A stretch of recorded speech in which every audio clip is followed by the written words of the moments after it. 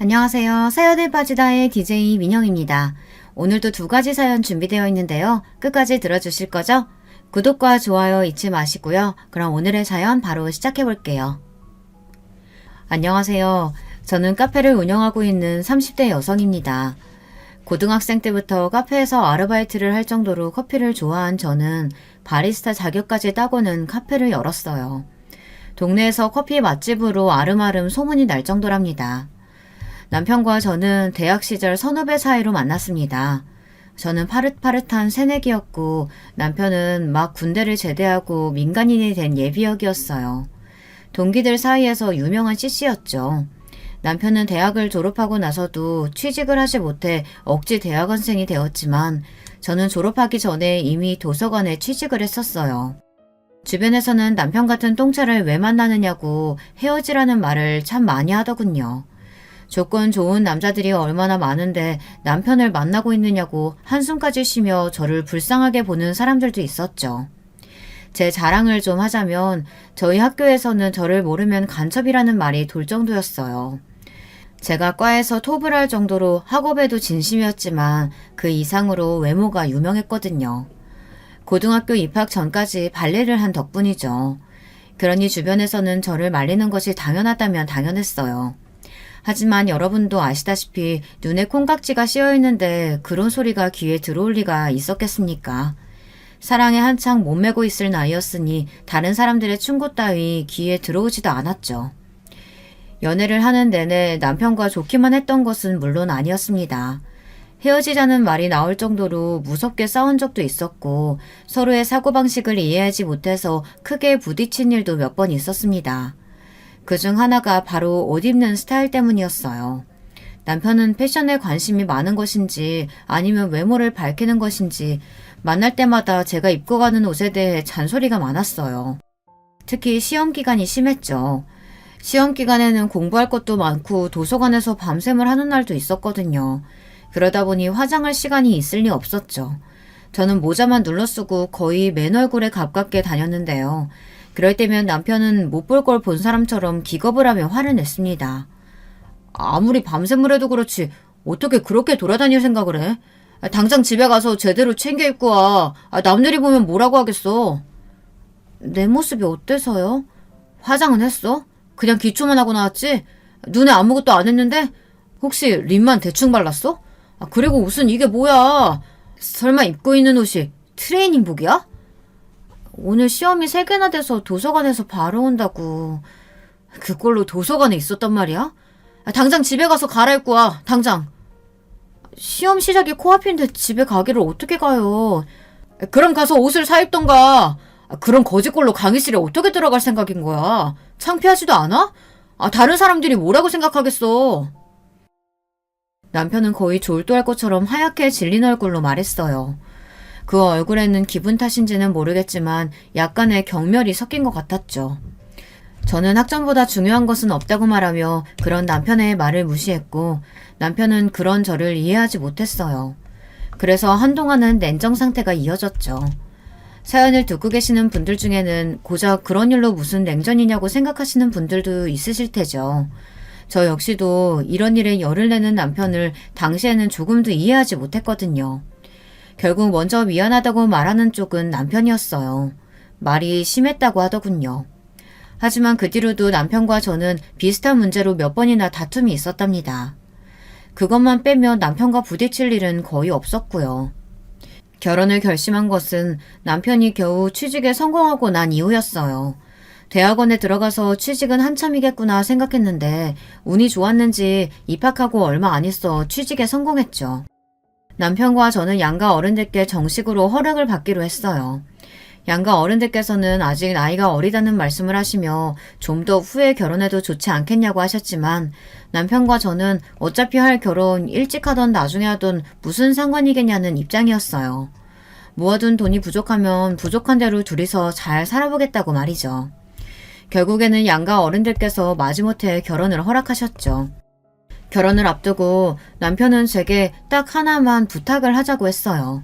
남편이 정색을 하고 이야기를 꺼내기에 저는 시부모님을 모신다고 하려나 아니면 제가 모르는 남편의 은밀한 취미생활이라도 있어서 그걸 존중해달라는 이야기인가. 아주 혼자서 오만 가지 상상을 하며 긴장은 잔뜩 했죠. 그런데 남편의 입에서 나온 말은 제가 예상했던 것과는 180도 다른 것들이었어요. 전혀 상상하지도 못했던 이야기라 처음에 듣고는 방금 뭐라고 했느냐고 다시 물어보기까지 했답니다. 나는 결혼했다고 여자들이 퍼주는 거 딱 질색이야. 화장도 귀찮다고 맨 얼굴을 다닌다거나 불편하다고 트레이닝복만 챙겨 입는 그런 여자는 되지 말아줘. 지금처럼 예쁜 모습으로 있어달라는 말이야. 그게 무슨 소리예요? 집이잖아요. 집이라면 편하게 있어도 괜찮지 않아요? 그런 생각이 나는 싫다는 말이야. 가족이라고 해서 모든 것을 다 오픈할 필요가 있는 건 아니잖아. 막말로 우리는 법적으로 묶인 것이나 다름없는데 적당한 텐션은 필요하지 않겠어? 앞으로 가족이 됐으니까 서로에게 비밀을 만들지 말자고 하는 게 맞는 거 아니에요? 내가 언제 비밀을 만들자고 했어? 나는 당신이 나를 존중하는 의미로 좀 꾸미고 있으란 말이야. 우리 엄마는 한 번도 아버지한테 매너를 보여준 적이 없거든. 연애할 때는 남편이 잔소리하는 것이 어쩔 수 없다고 생각했어요.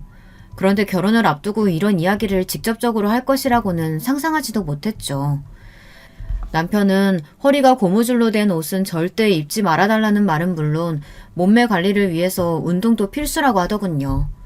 건강을 위해서라고 이야기한다면 이해라도 할 텐데 몸매 관리를 위해서라고 하니 좀 어이가 없었어요. 제 얼굴에 그런 표정이 드러난 것인지 남편은 그 이후로도 일장연설을 이어갔어요. 사사건건 시어머니와 비교하며 자신은 그렇게 사는 모습이 너무 보기 좋았다고 말이죠. 저희 시어머니께서는 머리끝부터 발끝까지 빈 곳을 찾을 수 없을 정도로 완벽하신 분이셨어요. 집에 불러서 몇 번 가본 적이 있는데 그때마다 드라마에서나 볼 수 있을 정도로 완벽한 모습을 하고 계셨죠. 처음에는 저를 손님으로 생각하셔서 그런가 보다 했는데 남편의 말을 듣고 보니 그게 아니더라고요. 하지만 저는 좀 생각이 달랐어요. 집이라는 곳은 편하게 마음을 놓을 수 있는 공간이어야 한다고 생각했거든요. 그걸로 신혼 초반부터 참 많이 싸웠던 것 같아요. 남편은 화장하지 않은 제 얼굴을 볼 때마다 화를 냈고 저는 집에서만큼은 쉬게 해줄 수 없느냐고 싸웠죠. 서로 조금의 양보도 없었답니다. 하지만 먼저 백기를 든 것은 저였어요. 시어머니까지 나서서 들들 볶는데 이길 장사가 없더라고요. 그 일을 제외하고 남편과의 사이는 좋았습니다. 남편은 일을 집에 가지고 오는 사람도 아니었고 저와 있는 시간이 중요하다고 말해주는 사람이었어요. 그런데 이상하게도 남편은 아이 이야기가 나오면 말을 돌리면서 피하더라고요. 시댁에서는 하루라도 빨리 아이를 가지라고 하시는데 말이죠. 그때마다 남편은 아이를 좋아하지 않는다고 말하며 이렇게 둘이서 행복하게 사는 것도 좋다고 말했고요. 하루는 제사가 있어서 시댁에 갔다가 아이는 언제 가질 계획이냐고 한바탕 잔소리를 듣고 집으로 돌아오는 길이었어요. 저는 남편에게 넌지시 시부모님들도 손주를 자꾸 원하시는데 아이를 갖는 문제에 대해 진지하게 다시 생각해보는 것이 어떻겠느냐고 물었죠. 남편은 정색을 하면서 어른들이 말씀하시면 그냥 한 귀로 듣고 한 귀로 흘리면 그만이라고 하더군요. 하지만 오늘만 하더라도 어머니께서 얼마나 나를 붙들고 아이 낳아야 한다고, 그것도 아들이어야 한다고 강조하셨는지 몰라요. 당신은 우리 닮은 아이가 궁금하지 않아요? 아이 낳는 것이 여자 몸에 얼마나 부담되는데 골반 틀어질 수도 있고, 그럼 지금 같은 몸에 유지하는데 얼마나 돈이 들어가겠어. 당신 지금 무슨 이야기 하는 거예요? 지금까지 아이 천천히 갖자고 한 이유가 내 몸매 때문이라고요? 다 당신 생각해서 하는 말이잖아. 애 낳고 지금으로 돌아가려면 얼마나 뼈를 깎는 노력이 필요할지 당신 상상이라도 해봤어? 남편의 말에 저는 숨이 턱하고 막히는 것 같았습니다. 어떤 남자가 아이를 낳지 않는 이유로 아내의 몸매를 꼽겠습니까? 저는 남편에게 대꾸할 말을 찾지 못하고 그냥 그대로 대화를 끝내야만 했습니다. 남편은 제게 말을 하고도 성에 차지 않는지 시댁에 전화를 해서는 앞으로 아이와 관련해서 그 누구도 말을 하지 말라고 엄포까지 놓았죠. 우리 둘의 문제인데 왜 어른들이 나서서 배나라 감나라 하는지 이해가 안 된다고 하면서요. 이걸 덕분이라고 해야 할진 모르겠지만 그 이후로 시댁에서는 한 번도 아이에 대해 물어보질 않으셨어요. 그 난리가 있고 나서 무려 5년이라는 시간이 흐르고서야 저는 아이를 가졌습니다. 남편은 당연히 기뻐하기 전에 긴 한숨부터 내쉬었죠. 애시당초 남편의 기뻐하는 모습은 기대조차 하지 않았지만 그래도 다른 집 남편들처럼 축하한다, 사랑한다, 고맙다 이 정도의 말은 할 줄 알았는데 남편은 고작 알겠다라고 하는 것이 전부였답니다. 임신한 내내 저는 입덧에 힘들었어요. 심한 날은 생수 냄새도 비리다는 생각을 할 정도였죠. 아이를 생각해서라도 억지로 먹어야 한다고 이야기를 하셔서 어떻게든 음식을 먹어보려고 했지만 얼마 먹지도 못하고 늘 그만둬야 했어요. 배는 불러오는데 제 팔과 다리는 살이 쏙쏙 빠지고 있었죠. 그나마 산 딸을 2달 정도 남겨두고 나서야 저는 입덧을 그만둘 수 있었답니다. 남편의 반응은 어땠느냐고요? 가히 충격적이었죠. 지금도 당시의 남편을 떠올리면 손이 벌벌 떨리고 숨이 가빠오는 것 같아요. 남편은 제대로 먹지도 못하는 저를 보며 안타까워하기는커녕 아이를 낳고 나서 금방 예전으로 돌아갈 수 있겠다고 좋아하더라고요. 누군가 임신했을 때의 기억이 평생 간다고 하는데 진짜 딱 그 말이 맞는 것 같아요. 제가 입덧으로 힘들어할 때마다 보인 남편의 만족스러운 미소는 잊혀지지가 않았죠. 그렇게 고생고생해서 저는 쌍둥이를 낳았습니다. 아이들은 평균보다 조금은 작게 태어났지만 그래도 건강하게 무럭무럭 자라났죠. 남편은 아이들을 거추장스럽게 느끼는 것 같았어요. 집에 와서 아이를 안아주는 일도 없었죠. 쌍둥이가 배고프다고 울면 마지못해 어정쩡한 자세로 아이를 안고 달래주었어요. 기적이요? 당연히 한 번도 갈아주지 않았죠. 정말이지 아이들 100일까지 저는 잠도 제대로 못 자고 쌍둥이들을 거진 혼자서 키웠답니다. 그러던 어느 날 남편이 갑자기 제게 할 말이 있다고 하더군요. 육아에 지친 저는 겨우 아이를 재운 상태라 남편과 이야기할 기운이 없었지만 남편은 무척 중요한 일이라고 하며 저를 끌어안쳤죠. 거실은 아이 용품으로 엉망이었어요. 남편은 도대체 집에서 청소도 제대로 안 하고 뭐 하느냐고 짜증을 냈죠. 눈에 불이 확 붙더군요. 남편의 입을 잡아서 비틀어버리고 싶었어요. 이제 애들 100일도 넘었으니 당신도 관리 좀 해야지. 관리요? 무슨 관리요? 아이들 육아하는 것만으로도 벅찬데 무슨 관리요? 당신 나하고 결혼할 때 했던 약속 잊었어? 아이 낳더라도 절대 퍼지지 말고 예전 모습 유지하기로 했잖아. 지금 당신 모습 보라고 완전히 아줌마 다 됐잖아. 아줌마가 어때서요? 아이 둘을 나 혼자서 키운다는 게 얼마나 힘든지 상상이나 해봤어요? 당신은 집에 와서 나 몰라라 하고 앉아만 있잖아요. 아기를 좋아하지 않아서 그렇다는 말을 할 생각이라면 꿈 깨요. 그럼 청소는 할 수 있고 분리수거 좀 내다버릴 수 있잖아요. 당신은 육아에 조금도 동참하지 않으면서 나더러 이 상황에서 관리를 하라고요? 여보, 그거 다 핑계야. 아이들 잘 때 다 할 수 있는 일들인데 그저 당신 몸 편하겠다고 나 몰라라 하는 거잖아. 핑계? 그럼 당신이 어디 해봐요. 나 없이 아이 둘 케어해보라고요. 얼마나 힘든지. 저는 남편의 몰상식한 말에 더 이상 참지 못하고 소리를 질렀어요. 남편은 그런 저를 이상하다는 듯이 바라보고는 고개를 절레절레 흔들었죠. 그러고는 한다는 말이 집안일을 도와줄 가정부를 불러주겠다고 하더군요. 수입이 얼마나 된다고 가정부를 고용할 생각이냐고 따져 물었지만 남편은 시부모님의 도움을 받으면 된다고 너무 당연하다는 듯 말했어요. 엄마한테 말해서 가정부 고용할 테니까 당신 더 이상 핑계 없는 거다. 알겠지? 당신 이 상황에서까지 가족을 위해서 내가 뭘 하겠다는 건 없군요. 나는 할 만큼 하고 있잖아. 여기서 내가 뭘 더 하라는 거야. 다른 여자들도 다들 그렇게 하면서 애 키워. 긴 말 필요 없고 앞으로 내가 운동 끊어뒀으니까 가서 운동하고 가정부 오면 식단도 내가 말해줄 테니까 챙겨. 저는 남편의 징글징글한 모습을 보며 이혼을 생각하기도 했습니다.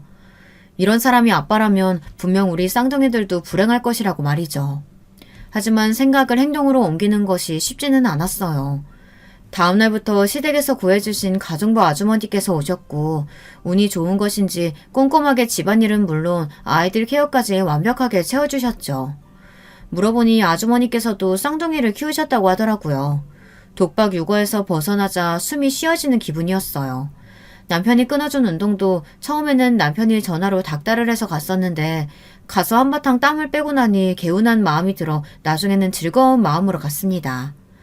남편은 당연히 아이 문제에 대해서는 전적으로 저에게 맡겼어요. 저는 복직하면서 아이들을 도서관 옆에 어린이집에 맡겼고 출퇴근을 함께 했죠. 남편과 대화하는 시간도 점점 줄어들기 시작한 것도 이때부터라고 생각해요. 남편도 일이 바쁜지 툭 하면 야근이었죠. 저희 집 식탁이 내 식구로 채워지는 일은 일주일에 손꼽을 정도였답니다. 하루는 쌍둥이들을 양옆에 앉혀두고 이유식을 먹이느라 정신이 없는데 남편이 한마디 하더군요. 당신 요즘 운동은 나가는 거야? 아침에 수영 나가는데 왜요? 아니, 수영 말고 필라테스 같은 운동은 어때? 갑자기 필라테스라니 뜬금없이 무슨 소리예요? 라인이 엉망이잖아. 당신 배 나왔다는 사실 알아? 예전에는 안 그랬잖아. 아랫배가 그렇게 나와서는 엉덩이도 예전 같지 않고. 당신 허리 라인이 무너졌다고. 약속이 다르잖아. 그놈의 약속. 당신은 나더러 뭘 얼마나 더 하라고 그러는데. 내가 연예인도 아니고 도대체 당신은 무슨 생각인지 모르겠어요. 연예인이 별거야? 다 노력을 그만큼 하는 거지. 당신도 좀 노력하라고. 하고 있잖아요. 얼마나를 더 해야 당신 성에 차는데요. 거울을 좀 봐. 당신 지금 어떻게 보이는지. 돼지처럼 뒤룩뒤룩해서는. 남편은 먹던 숟가락을 식탁에 세게 내려놓더니 밥맛 떨어진다며 자리를 박차고 나가버렸죠. 기가 막혔어요. 인간이 저래도 되나 싶었죠. 어리둥절하면서 저를 바라보는 아이들에게 억지 웃음을 지어가며 겨우 식사를 마치고 주방에 우두커니 서서 저는 많은 생각을 했습니다. 이제는 남편의 저런 행동이 집착을 넘어 병으로까지 보이기 시작했어요. 얼마를 그렇게 서 있었는지 문이 곧 열리고 남편이 들어오는 소리가 나더군요. 그제야 정신을 차린 저는 이를 악물고 설거지를 시작했어요. 등 뒤로 남편이 다가오는 소리가 들렸죠. 여보, 미안해. 내가 말이 심했어. 남편은 제게 프리지아 꽃다발을 내밀며 사과를 했어요. 연애 시절부터 지금까지 처음 있는 일이었어요.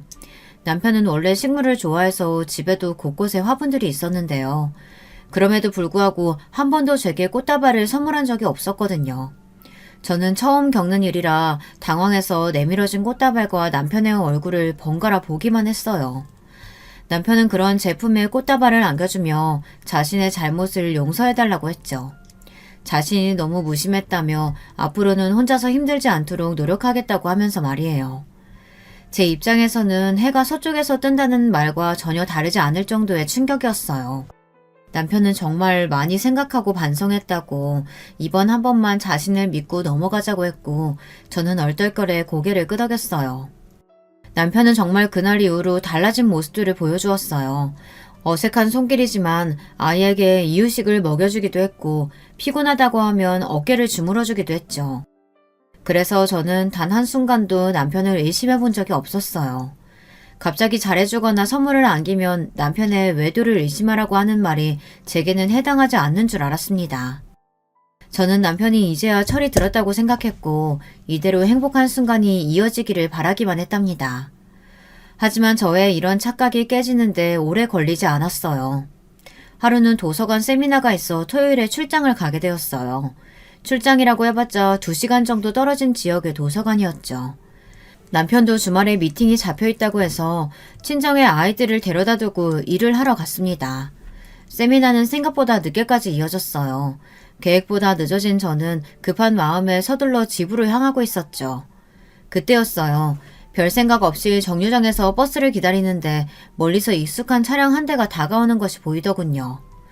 그리고는 정류장을 지나 건물 주차장으로 들어갔죠. 번호판이 분명 남편의 차였어요. 저는 회사에서 미팅이 있다는 사람이 왜 여기 있나 싶은 마음에 어딘가 홀린 사람처럼 그 차가 들어간 주차장을 따라 들어갔어요. 주차장에 들어가서 바로 남편의 목소리가 들렸고 저는 바로 아무 차 뒤에 숨었죠. 오늘도 고생했어. 골프 접대가 역시 제일 힘들어. 표신하지 않게 져주는 것도 보통 에너지가 필요한 일이 아니더라고. 일부러 졌다고는 아무도 모를 정도로 감쪽 같은데요? 자기 원래 실력이 그런 거 아니고? 내 실력 뻔히 알면서 왜 이래.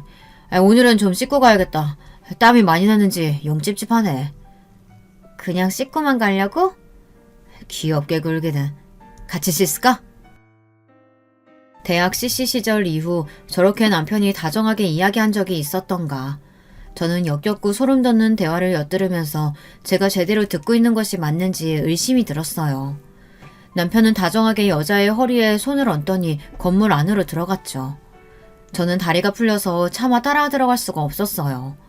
머릿속에 온갖 폭죽이 터지는 기분이 들며 아무런 소리도 들리지 않았죠. 제가 본 것은 분명 남편의 외도 장면이었는데도 믿을 수가 없더군요. 비틀거리며 친정으로 간 저는 친정 어머니를 보자마자 거실 바닥에 주저앉았어요. 퇴근한 남동생이 깜짝 놀라며 이게 무슨 일이냐고 왜 이렇게 몸을 떠느냐고 했지만 저는 한마디도 할 수가 없었어요. 얼마 뒤 남편에게서 회식이 있다는 문자가 도착했고 저는 그걸 보고는 엉엉 큰 소리로 울어버렸죠.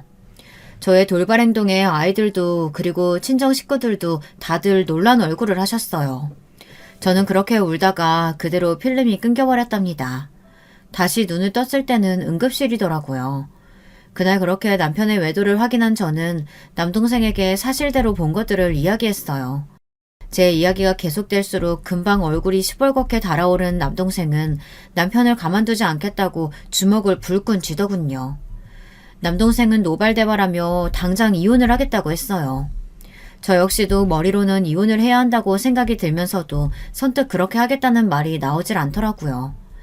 남자들의 대부분이 결혼 생활을 하며 바람을 피운다고 하잖아요. 어쩌면 그냥 지나갈 수 있는 바람일 수도 있지 않을까 바보 같은 생각이 들었거든요. 남동생은 무슨 헛소리냐고 했지만 저는 우선 남편과 이야기를 해보겠다고 했어요. 남편의 외도를 알고 나니 그동안의 남편의 행동들이 다 거짓말처럼 보였어요. 남편으로 아이들 아빠로 노력하는 모습이 다 연기처럼 느껴졌죠. 저는 남동생에게 부탁해 남편의 외도 흔적을 찾아달라고 말했어요. 집안에서는 워낙 감쪽 같으니 밖에서 찾을 수밖에 없었거든요. 얼마 지나지 않아 남편과 그 여자의 진한 애정 행각이 담긴 사진이 제 손에 들어왔습니다. 집 밖이라고 조심성이 사라진 것인지 사진을 찍은 것이 아주 손쉬웠다고 했죠. 대망의 그날 저는 남편에게 사진을 내밀며 여기 찍힌 사람은 누구냐고 물었어요. 남편은 멈칫하더니 뚫어져라 사진을 바라보았죠. 그리고는 바람 빠지는 소리와 함께 몸을 뒤로 한껏 젖히고는 저를 바라보며 어떻게 알았느냐고 묻더군요. 바람 피운 것이 맞기는 하군요. 이 상황에서 당신 어떻게 나한테 이렇게 당당해요? 당신이 알았다고 하니까 말하기 쉬워져서 그렇지. 잘 됐어. 언제 말해야 하나 기회만 보고 있었는데. 뭐라고요? 당신 지금 아이들이나 나한테 미안하다는 생각 전혀 안 들어요? 내가 뭘 미안해야 한다는 소리야? 내가 처음부터 말했지. 결혼하고 나서도 관리하라고. 아이는 필요 없다고. 내 말 무시하고 애 둘이나 낳은 사람은 당신이야. 거기다 퍼지지 말아달라고 그렇게 이야기했는데 눈이 있으면 거울을 좀 보라고. 당신이 어떤 상태인지. 야, 너 말 다 했어? 애는 나 혼자만 드니? 나 혼자 낳았냐고. 지 새끼 나 몰라라 하고 아무것도 안 했으면서 지금 모든 게 다 내 탓이란 말이야? 남편의 변명 같지도 않은 소리에 결국 소리를 지르며 흥분한 것은 제 쪽이었어요. 침착하게 대응하자고 그렇게 다짐했는데 남편의 대꾸에 이성이 날아가는 것 같았죠. 하지만 이어지는 남편의 대답은 상상을 초월할 만큼 더 충격적이었어요. 물론 외도를 했다는 사실만 보면 내 잘못이 맞겠지. 그런데 당신이 날 밖에서 다른 여자 만나게 만들었다니까? 사진을 봐. 당신보다 나이는 한 살 더 많은데 자기 관리가 얼마나 확실한가? 들어갈 때 들어가고 나올 때 나오고 얼마나 완벽해? 남편의 말에 저는 수음이 씌어지지 않는 것 같았어요. 남편은 너무나도 평안한 모습으로 친권도 다 포기할 테니 이혼하자고 하더군요. 제가 먼저 말해도 시원치 않을 상황에서 남편은 당당하게 말했어요. 남편은 위자료는 줄 수 있지만 양육비는 보내지 않겠다고 말했죠. 자신이 원해서 태어난 아이가 아니니 자신이 양육비를 줄 이유가 없다고 말이에요. 남편은 10년 묵은 채증이 내려갔다는 얼굴로 이야기는 변호사를 통해서 하겠다고 하며 가벼운 발걸음으로 가방을 싸서 나가버렸어요. 그러면서 나머지 짐은 정리해서 보내달라고 하더군요. 남편에게 외도 사실을 추궁하려고 만든 자리였는데 모든 것이 엉망이 되어버렸어요. 저는 그런 남편에게 제대로 된 화도 내지 못하고 끝나고 말았답니다. 남동생이 소개시켜준 변호사는 저의 상황을 듣고는 남편을 향해 온갖 욕설을 다 퍼부었어요. 저는 그런 욕이 있다는 것은 처음 알 정도였죠. 저는 어떻게든 두 사람에게 복수하고 싶다고 말했지만 변호사는 위자료 청구 소송을 하는 것이 가장 좋은 방법이라고 하며 오히려 과한 액션은 제게 불리하다고 하더군요. 제가 할 수 있는 일이 소송이 전부라는 사실에 절망감이 밀려왔어요. 나는 용광로에 떨어진 사람처럼 온몸에 불이 붙어 활활 타고 있는데 바람을 피운 남편과 그 상간녀는 행복하게 제2의 인생을 시작한다는 것이 너무나도 화가 났죠. 저를 잘 알고 있는 남동생은 제발 법의 테두리 안에서 행동해야 한다고 이성적으로 보자고 저를 다독였지만 쉽게 진정이 되지 않았어요. 시댁에서는 남편 편을 들며 위자료를 받고 떨어지라는 식으로 나왔어요. 하지만 돈의 문제가 아니었죠. 저는 어떻게 하면 남편과 상간녀를 제가 있는 지옥으로 끌고 내려올 수 있을까 고민했어요. 남동생이 적극적으로 말렸지만 저는 남편과 상간녀에 대해 알아보기 시작했죠. 상간녀는 미스코리아 출신으로 영어 유치원 선생님이더군요. 우선 저는 남편과 상간녀가 새로 이사한 집을 알아냈어요. 그리고 그 옆집이 빈집이라는 소리를 듣고 바로 계약을 하러 갔죠. 하지만 간발의 차이로 다른 사람이 그 집을 샀다고 하더군요. 저는 급한 마음에 집을 샀다는 사람과 연락해달라고 부탁했어요. 부동산에서는 곤란하다는 입장이라 어쩔 수 없이 발품을 팔아야 했죠. 겨우 만난 그 사람은 제 또래의 남자였어요. 저는 제발 그 집을 제게 되팔 생각은 없느냐고 물었죠. 꼭 그 집이어야만 한다고 하며 원한다면 시세보다 더 쳐줄 수도 있다고 했어요. 하지만 남자는 자신 역시 그 집이 아니면 안 된다고 거절하더군요. 제가 무척 간절한 상황이라고 말하자 머뭇거리던 남자는 자신의 목적을 이루고 나면 집을 팔 테니 그때까지 기다릴 수 있겠느냐고 했죠. 그 기간이 얼마나 될지는 모른다고 하면서요. 그 말을 듣는데 뭔가 이상하다는 느낌이 왔어요. 저는 솔직하게 제 상황을 오픈하고 그 집이 필요한 이유에 대해 말했습니다. 제 이야기를 다 들은 남자는 헛웃음을 지으며 얼굴을 감싸주었어요. 한참을 그렇게 있었을까요? 남자가 믿을 수 없는 이야기를 하더라고요. 억지로 꾸며낸 이야기가 아닌가 싶을 정도의 이야기였죠. 그쪽이 말하는 미스코리아 출신의 영어 유치원 선생님, 그 여자가 제 약혼녀였거든요. 2년 전에 제게 사기치고 사라지기 전까지만 하더라도 말이죠. 그게 그럼 그 여자가 사기꾼이라는 말이에요? 남자가 말하는 사실은 무서울 정도로 충격적이었어요. 그 여자는 직업을 바꿔가며 남자를 찾아다니는 꽃뱀이었어요. 남자에게 돈을 뽑아낼 만큼 뽑아내면 버리고 다른 남자를 찾아가는 그런 기생충 같은 여자였죠. 그 사실을 듣는데 뭔가 기분이 묘하더라고요. 나와 아이를 버리고 찾은 여자가 겨우 꽃뱀이라니. 아마 남편은 그런 것은 상상도 못하고 있는 것 같아 기분이 좋아질 정도였습니다. 남자는 2년이라는 시간 동안 상간녀를 찾아다녔다고 말하면서 이제야 복수를 해줄 수 있게 되었다고 말하며 웃었죠. 저는 그런 남자의 상황을 너무나도 공감하며 저 역시 같은 상황이라고 말했어요. 그리고 저는 다른 사람들이 알면 미쳤다고 말할 거래를 제안했죠. 바로 저의 재혼 상대가 되어달라고 말이에요. 제 제안에 남자는 눈이 커지며 저를 바라보더군요. 그리고 이내 제가 어떤 의도로 무슨 목적으로 그런 말을 하는지 눈치를 챘어요. 남자는 그런 제 상황에 공감하면서도 쉽게 결단을 내리지는 못하더군요. 하긴 결혼도 하지 않은 총각이 갑자기 호적에 아내가 생기게 되었는데 선뜻 그렇게 하겠다는 사람이 어디 있겠습니까? 저는 금방 농담이라고 말하고는 자리에서 일어나려고 하는데 남자가 그렇게 하자고 하더군요. 저 여자 때문에 나는 전부를 잃었어요. 안 그래도 몸 약한 어머니는 충격을 받아 쓰러지셨다가 더 이상 일어나지 못하셨죠. 내 주변 사람들에게까지 마술을 뻗은 저 여자 때문에 다니던 회사도 그만뒀고 빚쟁이들에게 쫓겨 살아야만 했어요. 그런 시간들에 비하면 결혼이야 아무것도 아니죠. 남자의 사연을 들은 저는 그냥 없었던 일로 하자고 했지만 이번에는 남자 쪽에서 더 적극적으로 나오더군요. 그 여자에게 고통을 줄 수만 있다면 뭐든 다 하겠다고 말이죠. 결국 저희는 전략적 결혼에 합의하면서 호적은 손대지 않기로 했어요. 남자를 저희 가족에게 소개시키자 다들 제가 미쳤다고 생각했어요.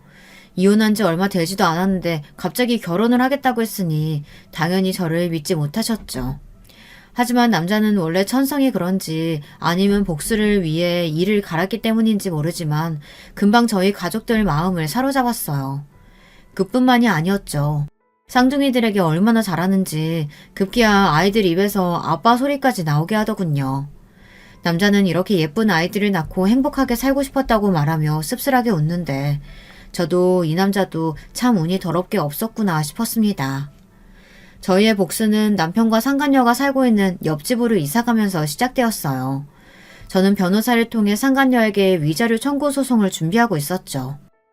옆집으로 이사를 한 뒤 남편이나 상간녀를 직접 만나는 기회는 잘 없었어요.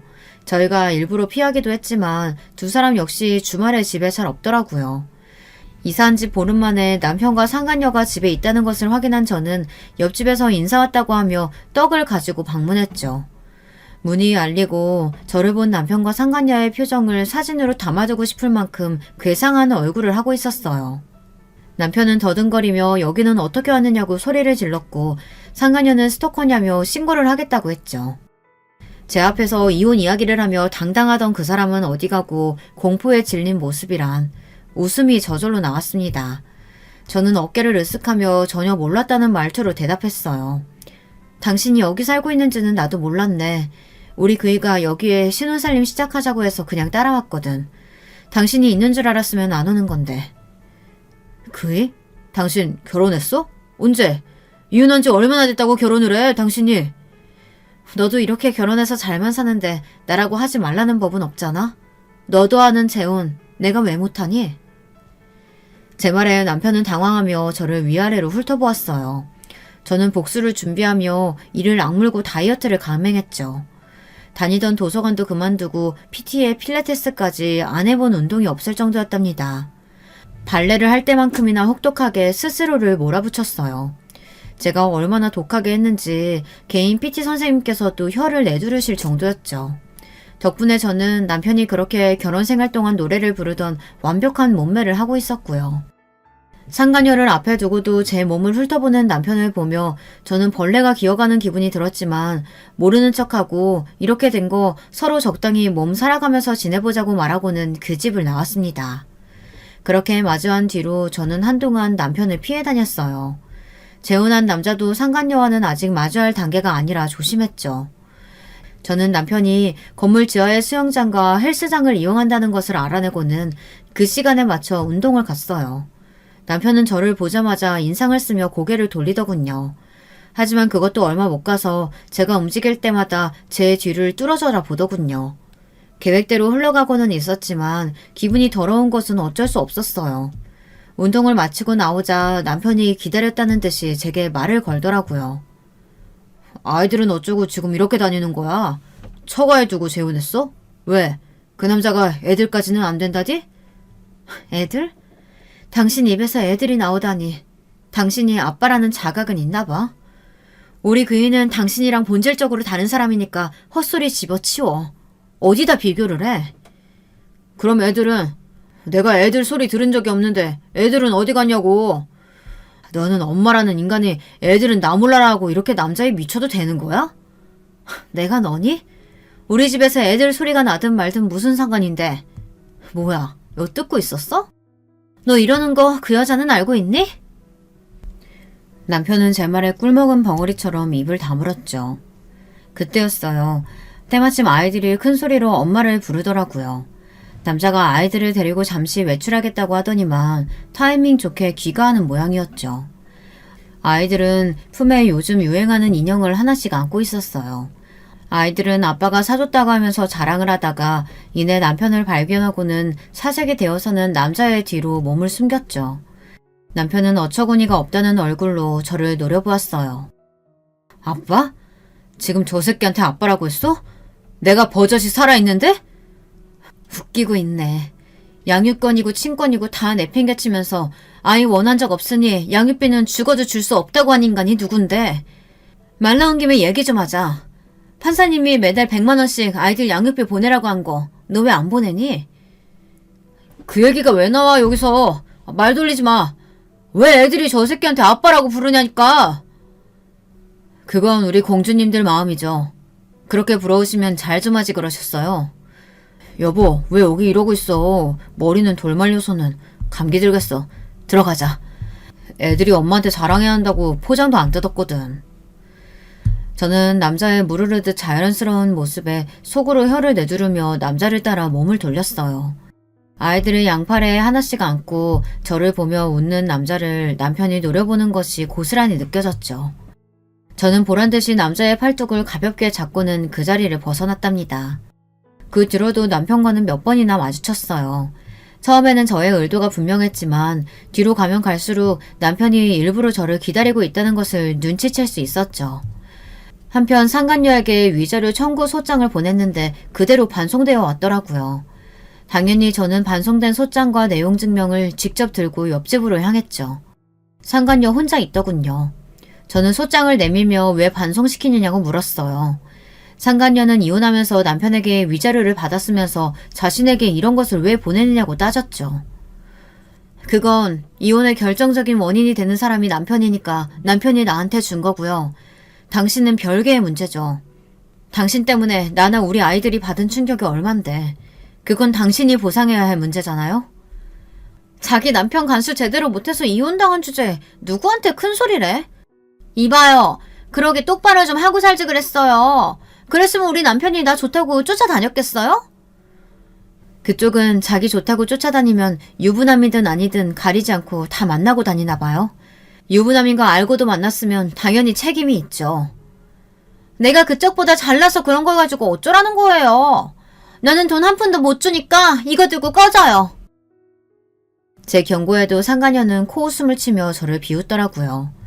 그때였죠. 남자가 약속한 대로 저를 찾아 옆집 벨을 눌렀어요. 저는 손에 땀이 차면서 긴장이 되기 시작했어요. 남자의 얼굴을 본 여자가 어떤 반응을 보일지 궁금했죠. 상간녀는 신경질적으로 문을 열다가 그 자리에서 굳어버렸어요. 남자는 그런 상간녀가 보이지 않는다는 듯 제게 아이들이 기다리고 있으니 어서 가자고 말했죠.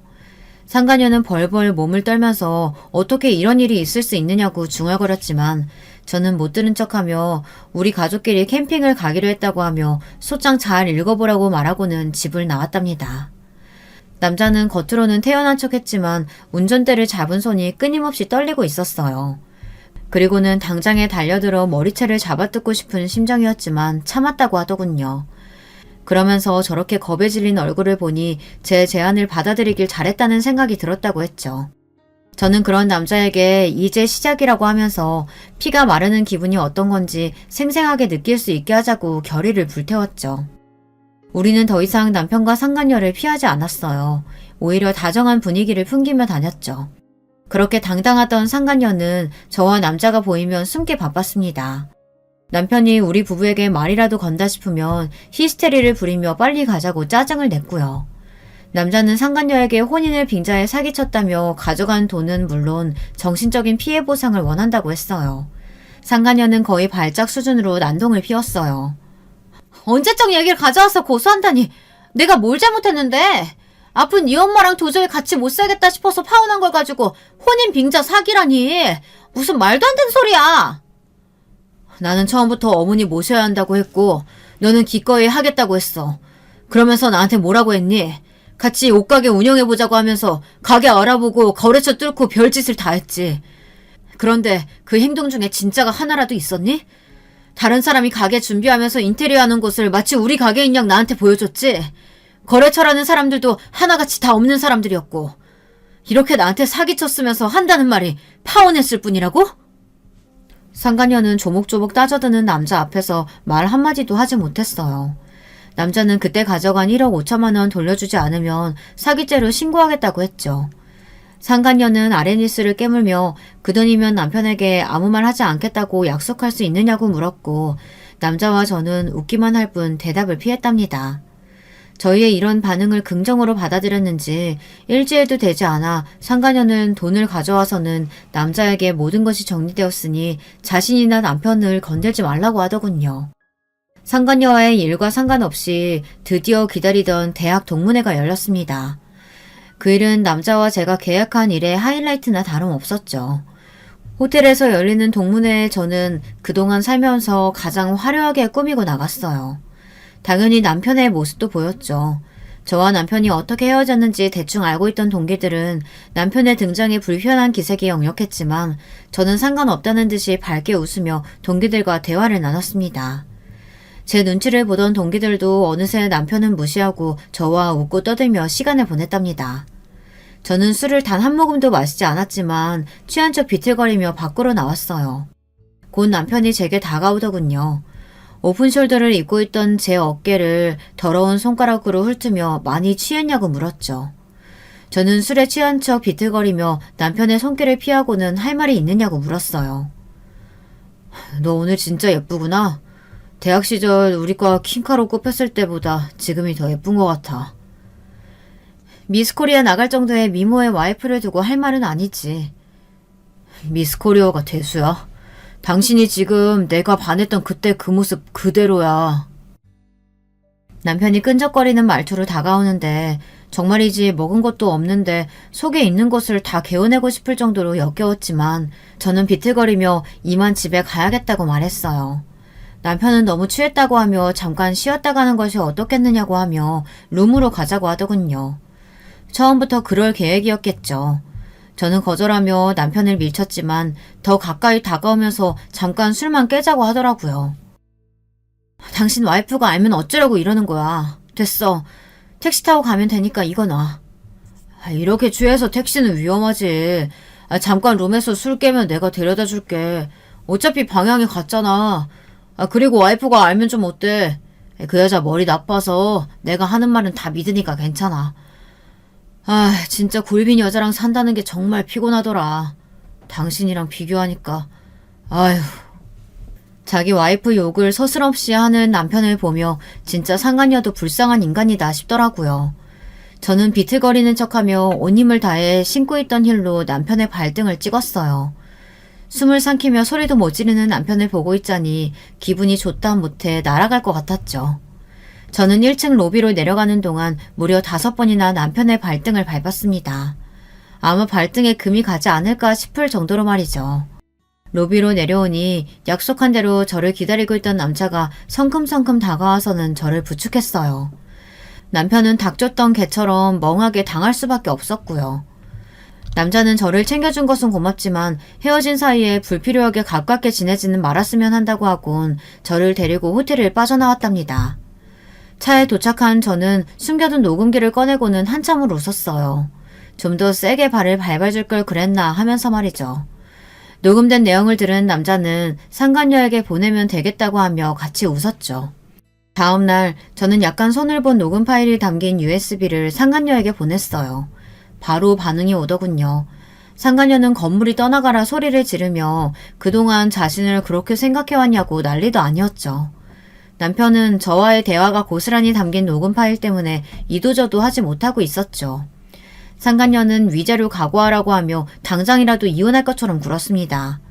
저와 남자는 이때를 놓치지 않고 이번에는 남편에게 내용 증명을 보냈어요. 상간녀가 남자의 돈을 갚기는 했지만 그건 어디까지나 원금이었잖아요. 위자료도 같이 청구했는데 위자료는 쏙 빼고 사귄 친 돈만 갚았으니 남은 돈도 당연히 받아낼 생각이었죠. 물론 수신자는 상간녀였지만 우리의 목적은 남편이 상간녀의 과거를 아는 것이었거든요. 상간녀와 남편의 입장이 단숨에 역전되었죠. 남편은 꽃뱀이라고 상간녀를 몰아갔고 상간녀는 누가 누구에게 손가락질이냐며 맞서 싸우기 시작했어요. 두 사람이 어찌나 큰 소리로 싸우는지 건물에서는 상간녀와 남편에 대해 모르는 사람이 없었답니다. 남자는 이쯤에서 이사를 가는 것이 좋겠다고 했어요.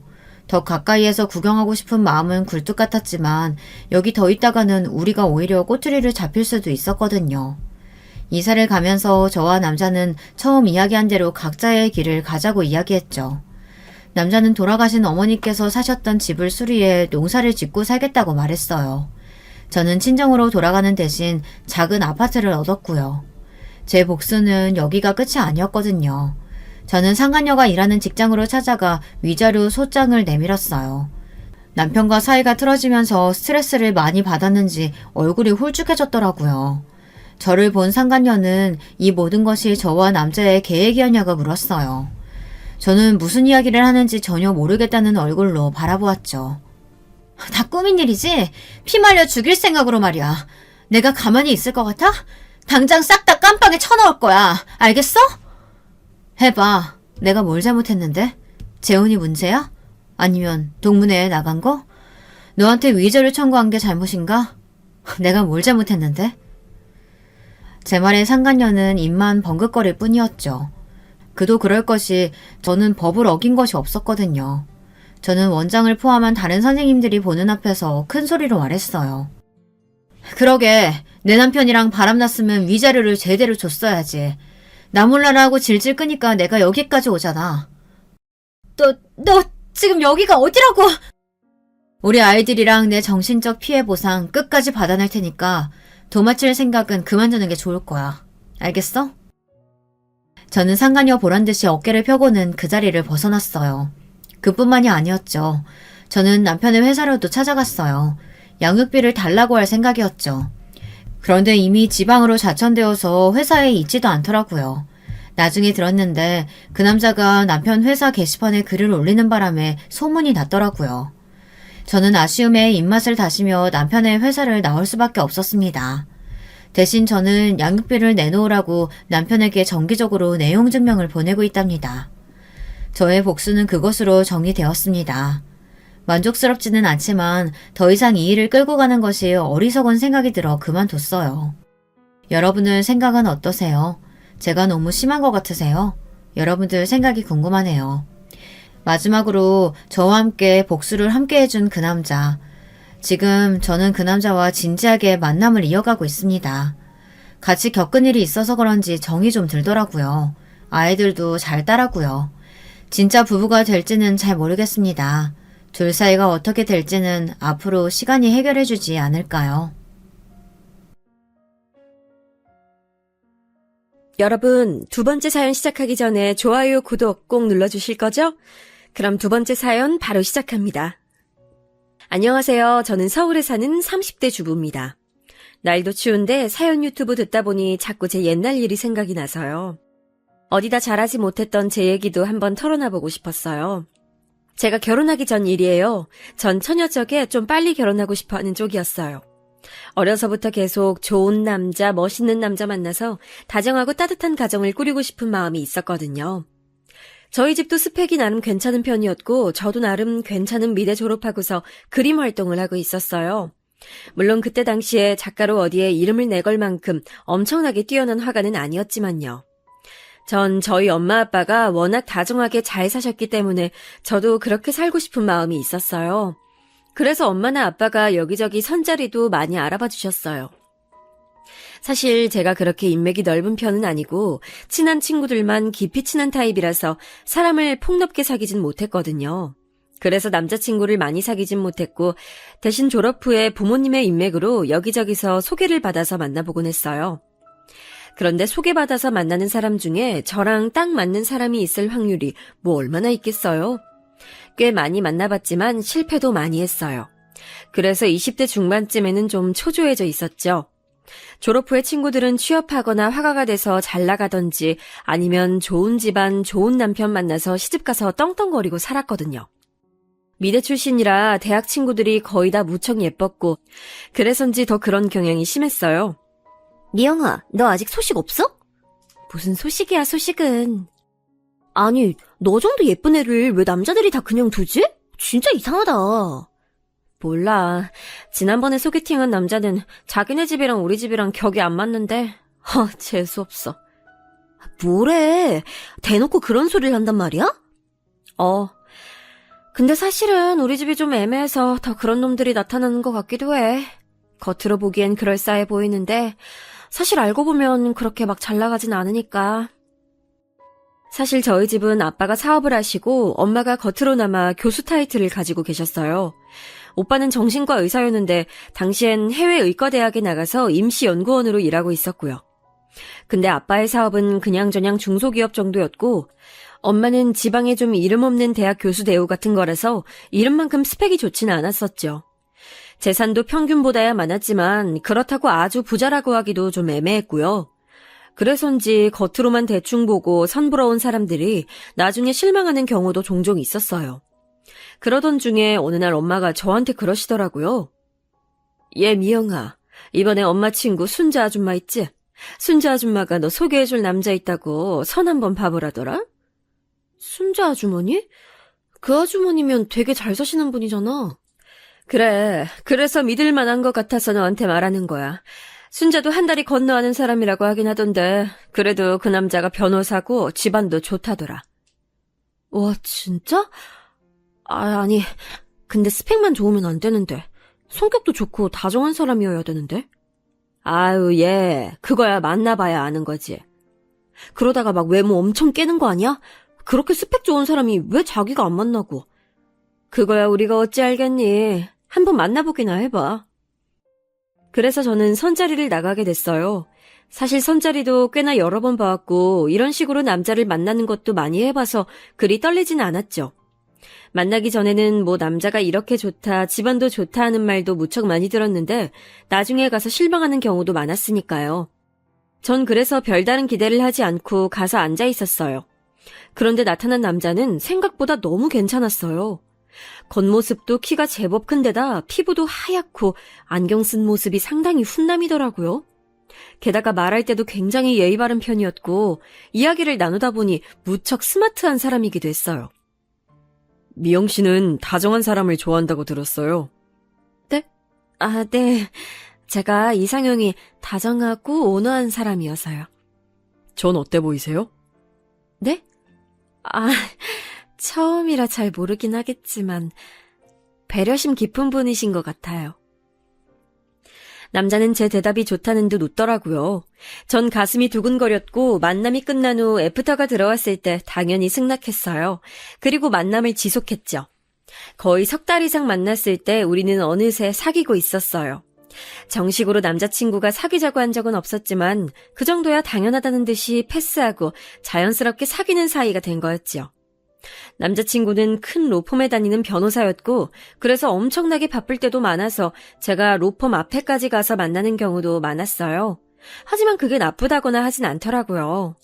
워낙 스펙도 좋은 사람이고 정장 갖춰 입고 나와서 기쁘게 저를 맞이하는 남자친구의 팔짱 끼고 거리를 걷는 것 자체가 무척 즐거운 일이었거든요. 엄마는 제가 선에서 만난 남자와 사귀기 시작하자 엄청나게 관심을 가지고 이것저것 물으시더라고요. 어때? 그 남자. 아, 네 남자친구지 이제? 어떤 것 같아? 순자도 궁금해하더라. 어떻게 진행되고 있는지. 아휴, 뭐 그런 걸 가지고 궁금해하시고 그래. 엄마 친구분들끼리 우리 얘기 막 수다 떨고 그러는 거 아니지? 말은 좀 나오지 뭐. 친구 중에 하나가 소개해줬는데 그럼 그걸 어떡하니? 어차피 이 얘기 나올 수밖에 없지. 그래서 그 남자 어떤데? 다정해. 그리고 변호사라서 나한테 돈도 잘 쓰고 말하는 거 들어보면 아주 단정한 사람이야. 나중에 혹시 결혼하면 내가 너무 게으르고 해퍼서 문제되는 거 아닐까 싶을 정도로 그래. 얘는 남편이 좀 딱 부러지는 스타일이면 마누라는 부드러워도 괜찮아. 둘 다 딱 부러지면 그게 오히려 문제되기도 한다 너. 그런가? 그래.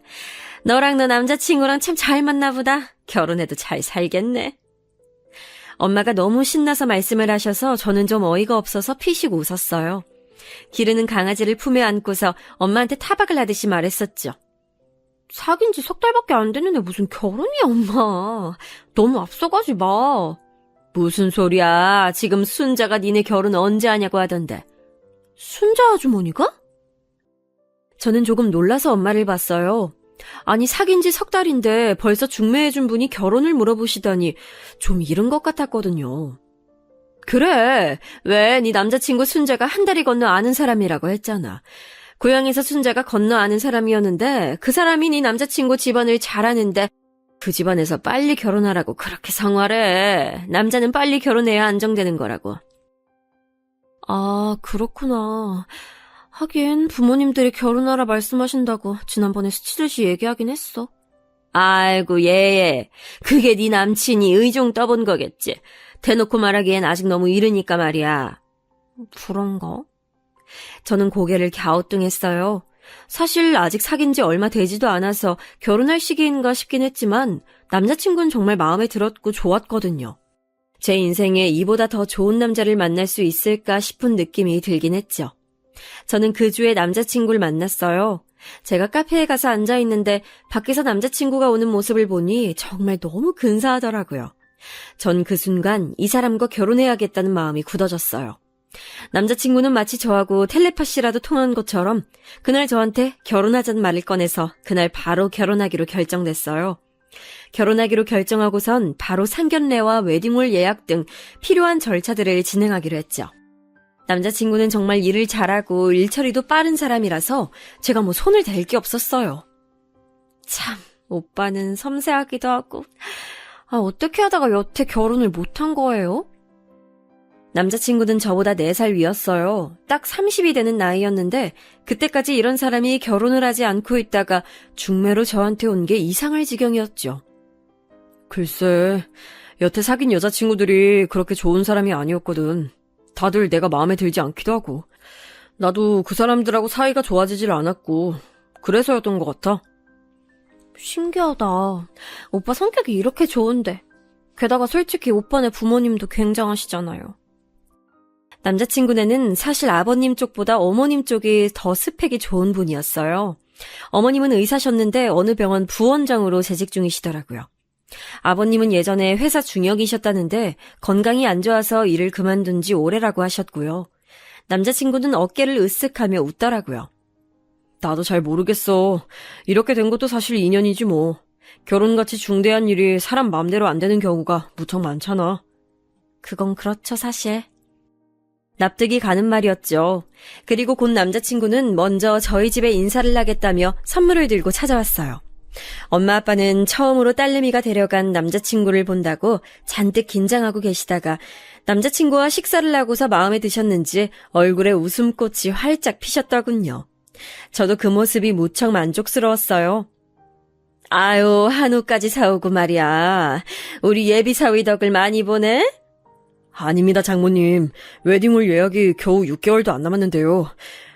미리 찾아뵀어야 했는데 제가 일이 너무 바쁜 바람에 죄송합니다. 안 그래도 돼. 어쩜 이렇게 순자가 좋은 청년을 소개해줬을까? 남자친구는 부모님과 능숙하게 대화하면서 웃었어요. 과연 로펌 변호사라 대화하는 일이 많아서 그런지 부모님 대하는 것도 아주 익숙하더라고요. 약간 변호사가 고객 대하는 정중함이 느껴지긴 했지만요. 우리 미영이도 시댁에 인사드리러 가야 할 텐데 저게 너무 어려서 잘할지 모르겠네. 아닙니다. 상견례 전에 미리 스트레스 받을 필요 있나요? 며느리 되는 분들이 시댁 때문에 얼마나 많이 스트레스 받는지 저도 조금 알긴 하는데요. 그래도 먼저 인사를 해야 하지 않을까? 아닙니다. 제가 이미 어머니 아버지께 말씀드렸어요. 상견례 할 때 처음 뵙게 될 거라고요. 그리고 결혼하고 나서도 가능하면 시댁하고 접촉을 줄이긴 할 겁니다. 어머, 참 좋은 남편이다, 정말.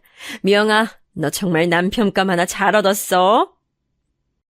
엄마가 정말 부럽다는 듯한 말투로 저한테 말씀하셨어요. 저도 남자친구가 너무 믿음직하고 좋아서 얼굴이 빨개졌죠. 그리고 그날 저는 남자친구한테 제 방을 구경시켜줬어요. 제 방에는 기르는 강아지가 자고 있었죠. 침대 위에서 자고 있는 강아지를 보더니 남자친구가 미간을 약간 찡그렸어요. 그런데 그때 강아지가 일어나더니 침대에서 뛰어내려와서 바닥에 오줌을 쌌어요.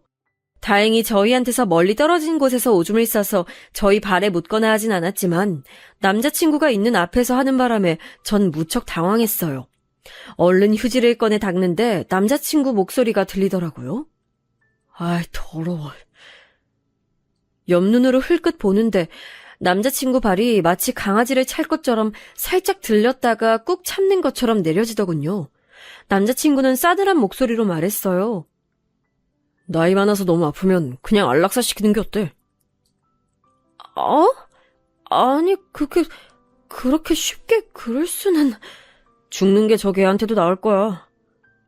그래도 그럴 순 없어요. 저는 좀 충격을 받았어요. 평소 무척 다정하고 온화하던 남자친구 목소리가 아니었거든요. 나 걔를 싫어하는데 결혼할 때 데리고 올 거 아니지? 그건 아니에요. 엄마 아빠가 무척 예뻐하셔서. 그나마 다행이네. 남자친구는 얼굴을 잔뜩 찡그리고 있었어요. 그는 제가 쳐다보고 있다는 걸 깨닫곤 표정을 펴더라고요. 나 어릴 때 걔한테 물린 적 있어서 걔를 싫어하거든. 남자친구는 저한테 마치 변명하듯이 말했어요. 저는 그냥 그런가 보다 하고 고개를 끄덕였어요. 그런데 묘하게 걔를 죽이라고 말하던 그 어투가 기억에 남더라고요. 별것 아니라면 별것 아닐 수 있는 일이었는데 말이죠. 그리고 그 후 상견례 날이 다가왔어요. 상견례는 조용한 한정식 룸을 예약했는데 남자친구가 예약한 곳이라서 호화롭기도 하고 음식도 깔끔하게 잘 나왔어요. 여기저기 미술품 액자가 걸려 있어서 마치 갤러리 같은 느낌이 들 정도로 널찍하고 좋은 곳이었죠. 그날은 예비 시부모님을 처음 뵙는 날이기도 했어요. 저는 부모님을 모시고 살짝 먼저 가서 앉아 있었는데 긴장이 돼서 물을 조금씩 마시면서 입을 축였어요. 문이 열리고 예비 시부모님이 들어오시더라고요. 우아한 인상의 중년 여성과 그 뒤에 따라 들어오는 남자친구를 닮은 남성분. 딱 봐도 남자친구의 부모님이라고 알 수 있을 법한 분들이었어요. 그런데 그분들이 들어오시는데 문 바로 옆에 걸려있던 액자가 떨어지면서 바닥에 부딪혀서 유리가 와장창 깨지는 거예요. 얼마나 소리가 크게 났는지 저와 저희 부모님 모두 소스라치게 놀라서 벌떡 일어날 정도였죠. 남자친구도 놀라서 자기 부모님 곁으로 다가가서 아래를 살피더라고요. 이건 비싼 건 아닐 테니 괜찮을 거예요. 아, 그래. 이상하게 남자친구는 자기 부모님한테 안 다치셨냐고를 안 물어보더라고요. 그저 아래에 떨어진 액자만 발로 툭툭 건드리면서 깨진 유리를 밟았죠. 어머님 괜찮으신 거죠? 전 그냥 있을 수가 없어서 머뭇거리면서 여쭤봤어요. 예비 시어머니는 저를 보시더니 부드럽게 웃으시면서 괜찮다고 걱정 말라고 하셨어요. 상냥하네요. 괜찮냐고 물어봐 주기도 하고. 당연하죠, 어머님. 액자야 떨어진 건 어쩔 수 없고 다치지 않는 게 제일 중요하잖아요. 시어머니는 미소를 지으셨지만 어딘가 피곤해 보였어요. 뒤에 서 있던 예비 시아버지는 자기 아내가 다쳤는지 말았는지도 관심을 안 가지고 있더라고요. 인상은 무척 좋고 오히려 남자친구보다도 잘생긴 분이었는데 예비 시어머니하고 묘하게 겉도는 느낌이었어요. 아, 그때 혹시 두 분 사이가 안 좋으신가 하는 생각이 들더라고요. 왜 그런 집안들 많잖아요. 겉으로는 멀쩡해 보이는데 겉으로만 멀쩡하고 안으로는 골물대로 골마서 서로 중내사내하고 싸우고 사는 집이요. 저는 눈치를 보면서 엄마한테도 흘낏 눈으로 말했어요. 엄마도 뭔가 느낀 게 있는지 고개를 살짝 끄덕이시더라고요. 상견례는 평범했어요. 예비 시어머니는 전반적으로 저희 집에 호의적으로 말씀하셨고 무엇보다 아들이 결혼한다는 사실에 굉장히 기뻐하시는 것 같더라고요. 우리 며느리 될 아이한테 오빠가 있다고 들었는데 오늘 그분은... 아, 그 애는 정신과 의사인데 지금 해외 대학에 임시로 나가 있어요. 아마 올해 내로 들어오긴 할 텐데 결혼식에 맞출 수 있을지는 잘 모르겠네요. 안 된다고 해도 들어오라고 해야죠. 아들이 사부인 말을 잘 듣나 보네요. 그럼요. 안 들으면 제가 가만두나요. 좋으시겠어요. 저희 아들은 정말 말 안 듣는데. 아유, 이서방이야 말을 듣고 말고 할 게 뭐 있을까요? 저렇게 훌륭한 청년인데요. 엄마가 진심을 담아서 그렇게 말씀하시는데 시어머니의 얼굴이 묘하게 어두웠어요. 곁에 앉은 예비 시아버지는 저희한테 별 관심도 없으신 것 같고 남자친구는 그저 웃기만 하고 있었고요. 전 아무리 생각해도 이 가족들 사이에 감도는 분위기가 좀 이상하더라고요. 가뜩이나 예비 시부모님이 들어오실 때 액자가 떨어진 게 너무 마음에 걸리는데 이렇게 가족끼리 분위기가 이상하니 더 기분이 좋지 않았어요. 하지만 그렇다고 해서 정말 딱 안 좋은 뭔가가 있진 않아서 트집을 잡기도 어려웠어요. 오늘 만나뵈니 사부인도 사돈 어른도 다 좋은 분 같아서 우리 아이 마음 놓고 시집 보낼 수 있겠어요? 별 말씀을요. 저희 아들도 잘 부탁드립니다. 상견례는 그렇게 아주 부드럽게 잘 끝났어요. 예비 시어머니가 병원 부원장인데다가 남자친구가 유명 로펌 변호사인데도 다른 예단이나 혼수에게는 조금도 하지 않으시는 게 무척 의외긴 했지요. 왜 보통은 집안끼리 차이가 나거나 결혼 당사자끼리 차이가 나면 혼수와 예물을 많이 요구하기도 하잖아요. 집안도 그렇거니와 저와 남자친구도 많이 차이가 났거든요. 저는 미대 졸업 후에 놀고 있는 처지였고 남자친구는 로펌 변호사였고 그런데 시부모님은 이상할 정도로 그런 얘기는 조금도 꺼내지 않으셔서 전 나중에 말씀하시려나 싶었어요. 저희 부모님도 어느 정도 각오는 하고 있다고 말씀하기도 하셨거든요. 그리고 아빠가 운전하시는 차에 타서 돌아가는 길에 엄마가 말을 꺼냈어요. 좋은 분들인 것 같은데, 조금 이상한 느낌 들지 않았어요, 엄마? 그래, 뭔가 딱 짚진 못하겠는데 묘하네. 두 분 사이가 그리 좋진 않으신 것 같지?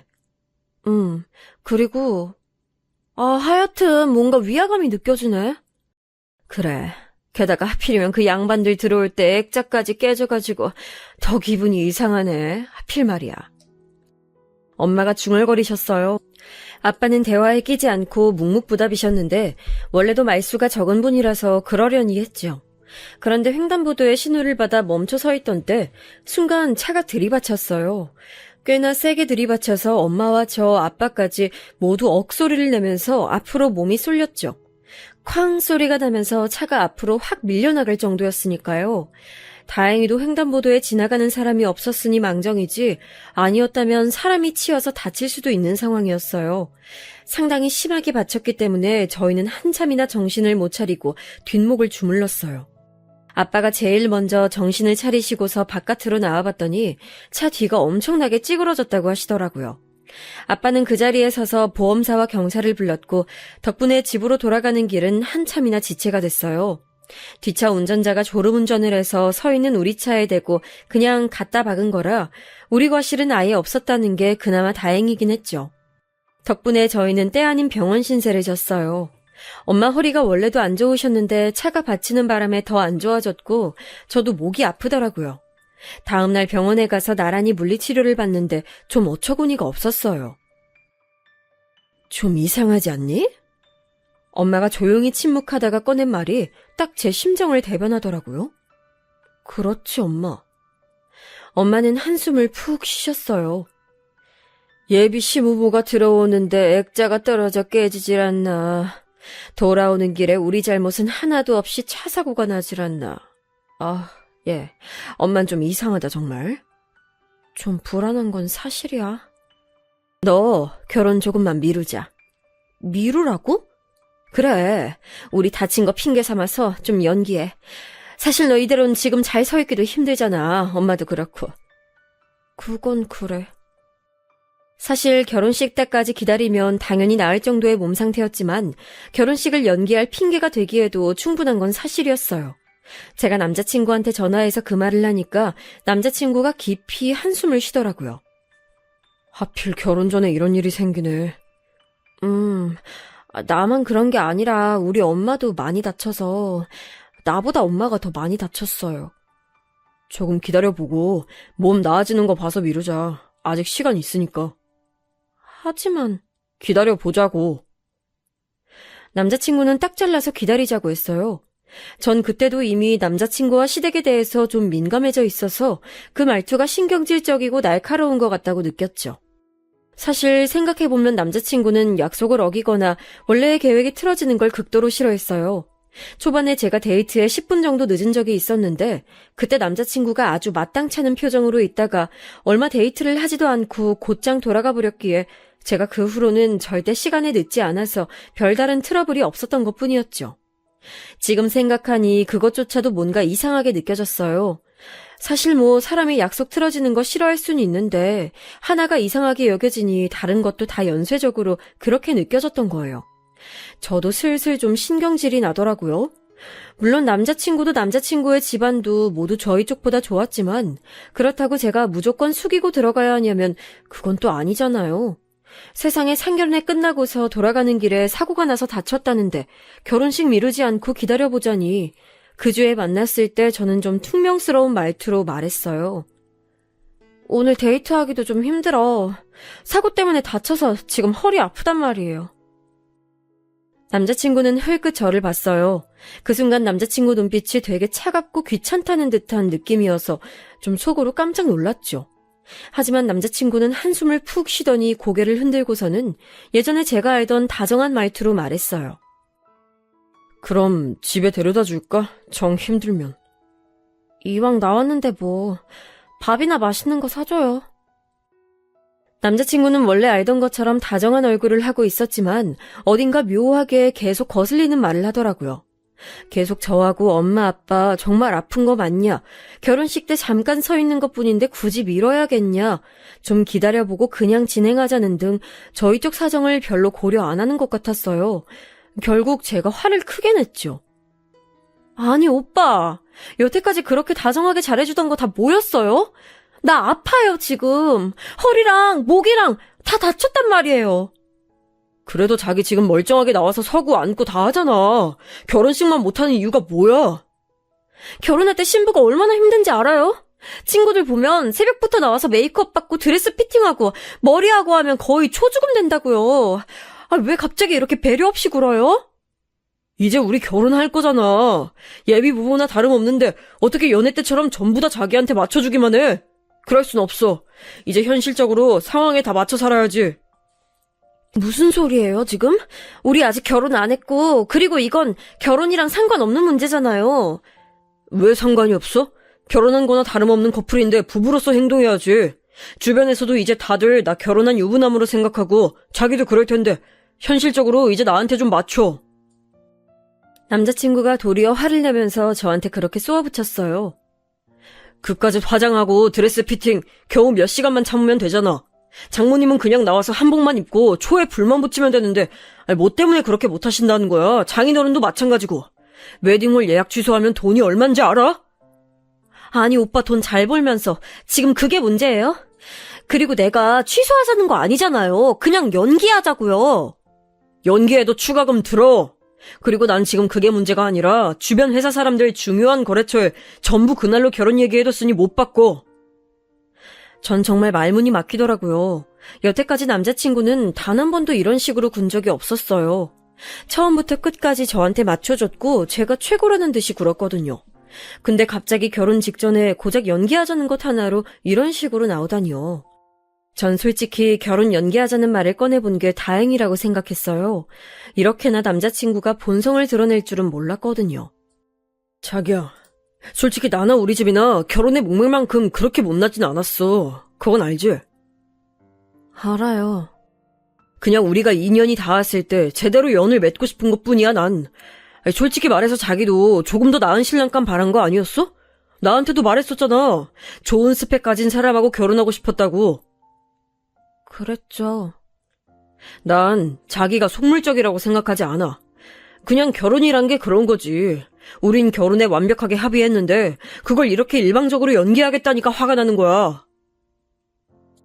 남자친구는 화를 내면서도 얼굴을 붉히는 편이 아니고 오히려 더 차갑고 싸늘해지는 편이었어요. 그래서 더 소름 끼쳤죠. 그때가 처음으로 저한테 대고 직접적으로 화를 낸 때라서 더 그렇게 느꼈는지도 몰라요. 아무튼 결혼식 연기는 안 돼. 그렇게 알고 있어. 남자친구는 싸늘하게 말하고서 저를 집 근처로 데려다줬어요. 바로 차를 돌려서 가버리는 게 짜증이 많이 난 것 같더라고요. 절 데려다준 곳도 집 앞이랑 좀 먼 곳이었고요. 전 한참이나 근처 벤치에 앉아서 생각을 했어요. 사실 한숨 돌리고 나니까 찬바람에 머리도 좀 식고 생각이 깊어지더라고요. 불길하고 불안한 건 여전했어요. 예비 시부모님이 들어올 때 떨어지던 액자, 상견례에서 돌아올 때 난 교통사고, 게다가 결혼 연기를 말하자마자 화를 내기 시작하는 남자친구까지. 하지만 남자친구의 말대로 남자친구도 시댁도 저나 저희 집에는 과분하긴 했어요. 만약 지금 이 남자를 놓친다면 정말 다시는 이런 사람을 만나지 못할지도 모를 일이었죠. 걸어서 집으로 들어와서 엄마한테 풀이 죽어서 이런저런 얘기를 했죠. 엄마도 고민이 많은 얼굴이었어요. 그리고 그 다음 주였을 거예요. 제 핸드폰으로 낯선 번호가 뜨길래 전 누군가 하고 전화를 받았어요. 아, 김미영 씨 전화입니까? 예, 맞는데요? 아, 세아가, 네 시애비 될 사람이다. 거침없는 목소리가 들려왔죠. 전 너무 놀라서 눈을 껌뻑거리다가 황급히 인사를 했어요. 시아버지는 저한테 할 얘기가 있다면서 나오라고 하셨고 전 어버버하다가 나가겠다고 하고선 전화를 끊었어요. 시아버지가 저를 불러낸 곳은 집 근처의 카페였어요. 전 당황해서 뛰쳐나온 터라 옷차림도 엉망이었는데 시아버지는 깔끔한 정장을 입고 있었죠. 마치 영화에서 나온 것처럼 근사한 중년 남성으로 보였어요. 아버님, 어떻게 여기까지 오셨어요? 아, 별건 아니다. 다름 아니라 네가 결혼 연기해야 할 만큼 아프다고 하길래 어떤가 보러 왔다. 시아버지는 정말 세상 사람 좋게 말씀하셨어요. 말씀 뒤에 그리 나쁜 의도가 숨겨져 있는 것처럼 느껴지지 않았고요. 나온 음료를 앞에 두고서 시아버지는 빙긋거리며 웃으시더라고요. 우리 아들이 좀 결혼이 급해서 말이다. 애가 계속 안정된 가정을 꾸리고 싶어 했는데 결혼 연기해야 한다고 하니까 좀 마음이 급한가 봐. 네, 안 그래도 그런 것 같더라고요. 너무 걱정하지 마라. 만약 우리 애가 급하게 굴면 내가 막아줄 테니. 시아버지는 정말 호인이신 것 같았어요. 회사 중역으로 있다가 퇴직하셨다더니 품위도 있으셨죠. 젊을 땐 오히려 남자친구보다도 더 잘생기고 훤칠했을 것 같은 외모였고요. 근데 난 네가 웨딩드레스를 입으면 정말 예쁠 것 같구나. 지금도 예쁘지만 말이다. 별 말씀을요, 아버님. 아니, 정말이다. 아들놈이 운이 좋아. 소개를 받아서 이런 아가씨를 만나다니. 시아버지의 칭찬에 저는 좀 부끄러웠어요. 사실 제가 어려서부터 예쁘다는 말은 상당히 많이 들은 편이었지만 시아버지한테 직접적으로 이런 말을 들으니 더 부끄럽더라고요. 시아버지는 아주 담백하게 말씀하시고는 이런저런 얘기를 하며 대화를 이끌어 가셨어요. 회사에서 오랜 기간 일하신 분답게 무척 능숙한 대화 스킬이었고 어떻게 생각하면 젊을 때 여자들한테 인기 꽤나 있으셨던 게 아닐까 싶을 정도로 매력적이시더라고요. 아, 근데 이번 가을에 내 친구 아들도 결혼한다더구나. 그 애도 우리 애랑 비슷한 나이인데 서로 또래 아들들이 있다 보니까 알게 모르게 친구하고 좀 서로 잘난 척을 했었어. 애들 데리고 말이다. 아, 비슷한 또래 아드님이시구나. 그래. 그런데 여태까지 그 친구 아들이 다행히도 내 아들보단 조금씩 뒤떨어졌었다. 그래서 내가 여태 잘난 척을 꽤 해왔지. 자식 가지고 잘난 척하는 부모 마음 넌 이해 못하겠지만 그래도 이게 거의 본능에 가까운 거란다. 아니에요, 아버님. 저도 이해하죠. 저희 부모님도 정말 계속 그러시는걸요. 저는 고개를 흔들었어요. 사실 이해한다기보다는 부모님들이 그러시는 게 일반적이라는 걸 그냥 아는 것뿐이었죠. 제가 괜찮은 미대를 나온 건 맞지만 그래도 취업이나 데뷔를 한 것도 아닌데 저희 엄마 아빠는 저를 그렇게 자랑스러워하면서 여기저기 자랑하고 다니셨거든요. 시아버지는 허허 웃으시더니 조금 난처한 얼굴이 되셨어요. 그런데 그 친구 아들이 우리 애보다 조금 늦은 계절에 결혼한 줄 알았는데 이번에 연기하면 걔보단 좀 늦어지겠구나 우리 아들이. 아, 네. 평생 그 친구한테 내가 뒤처지는 건 없었는데 말이다. 물론 당연히 아주 가벼운 농담 톤의 말씀이셨어요. 하지만 설득력이 굉장히 있었고 저도 모르게 제가 결혼식을 연기하자고 하는 게 굉장한 잘못인 것처럼 느껴졌죠. 전 다시 한번 그냥 결혼을 해야 하나 생각했어요. 무척 호감 가는 어른인 시아버지가 저렇게 말씀하시는데 이왕 할 결혼 그냥 해버릴까 싶었던 거죠. 다시 고민이 되길래 저는 시아버지께 제가 다시 한번 몸 상태를 보고 말씀드리겠다고 걱정하지 마시라고 했어요. 그랬더니 시아버지는 너무 무리하지 말라며 다정하게 걱정하시고는 돌아가셨어요. 차를 운전해 오셨기 때문에 떠나시는 걸 배웅하고 전 집까지 걸어서 돌아갔죠. 거의 이왕 할 결혼 그냥 하자는 쪽으로 마음이 기울어지고 있었어요. 그런데 집으로 가는 길목에서 코너를 도는데 예상치 않게 자전거가 와서 부딪혔어요. 다행히도 세게 달리던 자전거가 아니라서 크게 다치진 않았지만 전 발목을 접지르면서 넘어졌죠. 아주 심하게 접지른 건 아니었어요. 하지만 역시 아프긴 해서 전 자전거를 타고 오던 아이를 조금 혼내고서 그냥 절뚝거리면서 집으로 돌아왔어요. 그리고 또 다른 불길함이 어른거리기 시작했죠. 이게 세 번째였어요. 전 엄마를 불러다 앉히고서는 오늘 있었던 일에 대해서 시시콜콜 다 얘기를 했어요. 또 자전거랑 부딪혔다는 거지? 역시 엄마도 그게 신경이 쓰이시는지 인상을 찌푸리시더라고요. 저도 다름 아닌 그 부분이 가장 마음에 걸렸어요. 시아버지야 며느리 설득하러 오실 수도 있죠. 아들이 결혼 급하다고 동동거렸을 수도 있고요. 하지만 엄마는 시아버지도 좀 걸리시는 것 같더라고요. 예비 며느리를 누가 그렇게 시아버지 혼자 보러 와? 좀 그렇지 그건. 뭐 어때서 그래? 되게 젠틀하게 나 차 한 잔 사주고 가셨어. 그냥 나 설득하러 오신 것 같더라고. 너 뭔가 그냥 넘어간 것 같은 분위기다? 뭐 되게 말씀 설득력 있게 잘하시더라고요. 분위기도 너무 좋으시고. 그게 이상하다는 거야. 너 얼마나 너 자신이 고집센지 알긴 알지? 그런 애를 그렇게 설득 한 번에 마음 돌리게 만든다? 좀 쉽지 않은데.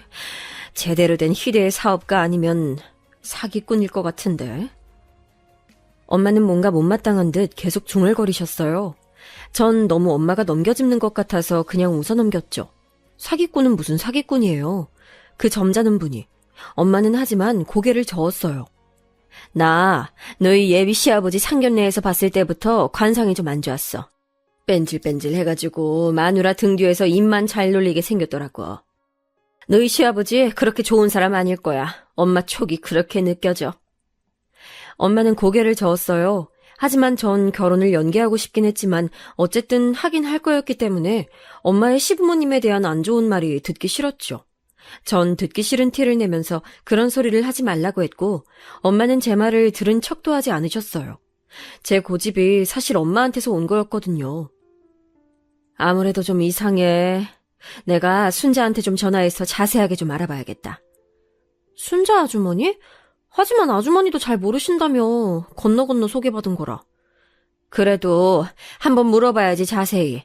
내가 스펙 좋은 거랑 집안 좋은 것 때문에 정신이 팔려서 제대로 물어보지도 않았다. 그런 걸 뭐 물어봐. 어차피 결혼할 건데. 아니야, 이건 엄만 잘 모르겠네. 그러고서 엄마는 곧장 순자 아주머니한테 전화를 했어요. 제 앞에서 전화하는 거라 제가 엄마 말을 다 들을 수가 있었어요. 여보세요? 순자니? 그래, 잘 돼가고 있어. 근데, 우리 딸내미 결혼하는 그 집안 말이야. 그래, 그 이씨 집안. 시어머니 될 자리가 그 병원 부원장인. 혹시 그 집안에 대해서 더 아는 거 없어? 그럼 누구한테서 소개받은 거라고 했지? 그래, 고향 친구 희영이. 그래. 걔도 또 부탁받은 거라고? 한참이나 얘기가 길어졌어요. 원래 순자 아주머니는 우리 엄마하고 같은 고향 출신인데 엄마는 고향에서 빨리 떠나왔고 순자 아주머니는 계속 오가면서 살고 계셨죠. 그래서 순자 아주머니가 말하는 그 친구를 엄마도 아시는 것 같았어요. 걔가 그러니까 박명희? 걔가? 순간 엄마가 좀 놀라시더라고요. 엄마는 잠시 가만히 있다가 알겠다고 말씀하시고서는 끊었어요. 왜 엄마? 맨 처음에 말 꺼낸 게 박명희라는 고향 친구라는데 걔가 너희 외가에서 식모살이 하던 애거든. 식모? 그래, 엄마 어릴 때까지만 해도 시골엔 식모가 있었어. 근데 우리 집에서 물건 훔쳤다가 너희 외할아버지한테 호되게 혼나고서 집으로 돌아갔었거든. 어머... 걔가 왜 이 집을 우리 집에 소개해주라고 했지? 엄마는 고민에 고민을 거듭하시더라고요. 저도 그 말을 듣고 보니 뭔가 섬뜩해졌어요. 아니, 옛날 옛적 엄마하고 그리 좋지 않은 인연이 있었던 분이 왜 갑자기 우리 집에 남자를 소개해주라고 했을까요? 엄마는 다시 순자 아주머니한테 전화를 하고 고향 친구들에게 전부 전화를 돌리면서 그 박명이라는 분에 대해서 알아보기 시작했어요. 엄마는 옛날 수첩까지 꺼내다 놓고 정말 몇십 년 만에 연락하는 친구한테까지 전화를 했죠. 그러다가 어떤 친구분하고 통화하는데 드디어 실마리를 잡았다고 하시더라고요. 엄마가 말씀해주신 통화 내용이 이랬어요. 너 혹시 명희 기억하니? 박명희. 알지. 걔 우리 동네 빌라 반지하에 사는데. 어머, 그래? 지금 걔 어떻게 사니? 여기저기 파출부로 다녔었는데, 중매일도 하는지 이상한 자리 가져와서 여기저기 고향 애들한테 선보라고 들이대고 다니는 모양이더라. 이상한 자리? 나한테도 결혼 정년기 아들 딸 없냐고 하고, 좀 곤란한 자리들 가져와서 들이대나봐. 집은 잘 사는데 하자 있는 사람들이 있잖니. 지능 좀 떨어지거나 자폐하거나. 그래, 그렇구나. 혹시 최근에 뭐 그런 집 자리 들이민 건 없었어? 왜 없겠니? 우리 집에 아직 대학도 졸업 안 한 딸 있거든? 둘째인데 애가 좀 예뻐. 그랬더니 무슨 변호사 사위 볼 생각 없냐는 거야. 근데 이쪽 고향 친구들 사이에서는 소문이 싸하게 났었거든. 걔가 들이미는 자리들 다 하자 있다고. 그래서 대체 무슨 소리냐고. 그 집은 또 어떤 집이길래 그러냐고 내가 막 쪼아댔어. 그랬더니? 내가 솔직하게 말해주면 결혼 생각해보겠다고 했더니 결국은 박명희 걔가 술술 불더라고. 집안은 진짜 좋다면서 엄마가 무슨 병원 원장이라나 부원장이라나. 근데 걔네 아빠가 아주 폭탄이더라, 폭탄. 폭탄? 무슨 사기 전과가 3개인가 되고 무슨 별거 다 있었어. 전과가 10손가락으로도 셀 수 없더라. 그 집 엄마가 아들 결혼할 때까지만 그 아버지하고 살고 그 이후에는 이혼해버린다고 아주 벼르고 있나 봐. 그 애비도 그 의사 엄마하고 허구한 날 싸워서 제발 이혼하자고 난리인 상태고 아들이 결혼하고 이혼하면서 유산 물려주고 그 엄마는 미국 가버릴 건가 봐. 세상에. 그래, 그런 자리를 들이밀더라. 얘, 너도 조심해. 넌 그래도 지금 서울 간지 워낙 오래돼서 명의가 잘 모르겠지만 언젠간 너한테도 낚시 들어갈 수 있어. 그래. 걱정해줘서 고마워.